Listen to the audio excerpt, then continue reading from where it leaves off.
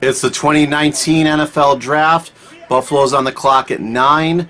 I don't think they can screw up this pick.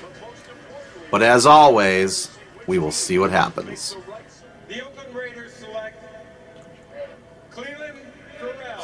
Oh! Ha ha! Oh! Who called that? In the mock draft. The New York Giants select Daniel Jones. Oh! Oh! Oh! Wow! It's going to be Montez Sweat. With the 9th pick in the 2019 NFL Draft, the Buffalo Bills select Ed Oliver. Yes! Okay! No, I'm just happy I was surprised. Ed Oliver, a man who is very confident in his abilities. Hey Bills fans, JCamman99 here to talk about the 9th pick overall in the 2019 NFL Draft, Ed Oliver. Okay. Last year, in Todd McShay's first mock draft from this year, he had Ed Oliver going number 1. So I think that's interesting that the Bills picked somebody who was very highly regarded last year. And his numbers are okay. Now, I'm not a huge study of defensive tackles in college, so I can't really compare this and say it's better or worse than the average. But he had about 70 solo tackles, and I want to say about 13.5 sacks in his 3-year career at Houston. It does remind me of Kyle so much. The question is he going to be able to translate it to the pro level? He's more of a power guy. He's not so much of a finesse guy. He's not really a swimming tackle. He's more of a bull rush tackle, and he bull rushes through the gaps too. He's off the ball, bull rushes through the gaps. This is a guy, I'm going to bounce all over the place with my thoughts here.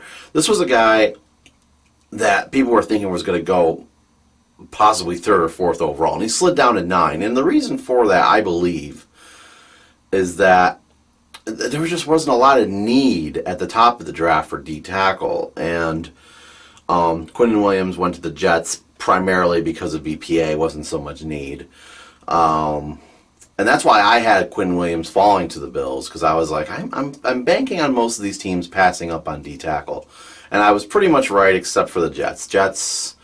I guess it was just too good to pass up. I had a feeling the Raiders. Oh. Yeah, if anybody watched my mock draft, for the very few of you who are watching this that probably already watched my mock draft, you know that I had Clelin Ferrell going, and you saw my reaction. I had Clelin Ferrell going to the Raiders, and I didn't see one other mock draft that had that. So I thought that was pretty cool that I got like this. I think everybody knew the Raiders were going to do something off the wall, and I'm happy that I was able to predict which off the wall thing they did. But I factored that into my thought about a good D tackle falling down to Buffalo, and like I said,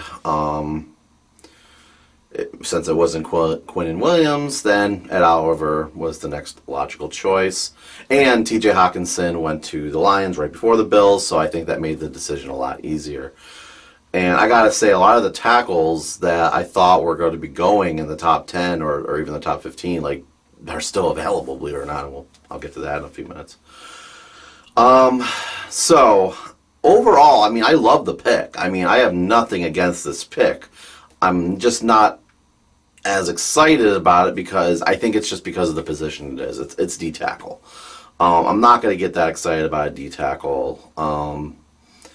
And I don't remember. See, like, I saw footage of Darius dominating at Alabama before we drafted him. I knew who Darius was, and that's why I was very excited when we drafted Darius.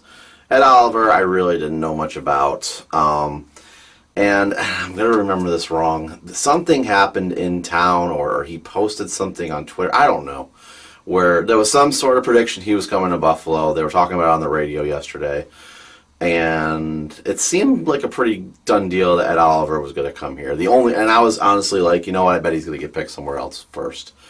But clearly that didn't happen because the Raiders did what they were supposed to do and messed up their draft. So thank you. So thanks, John Gruden. Appreciate it. So I don't know if I have any other thoughts on him. I think it's good.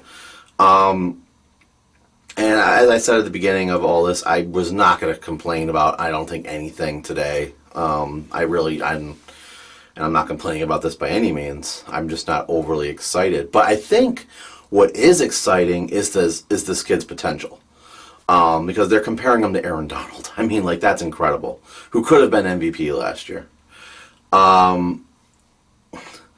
It's amazing that he's being compared that high. And if he could even become half of that, well, maybe a little bit more than half. But if he could become like near that level, like Pro Bowl, I think Pro Bowl is like everything we want, obviously. But like, if he can be one of the best D tackles in the league, I guess that's what I'm trying to say.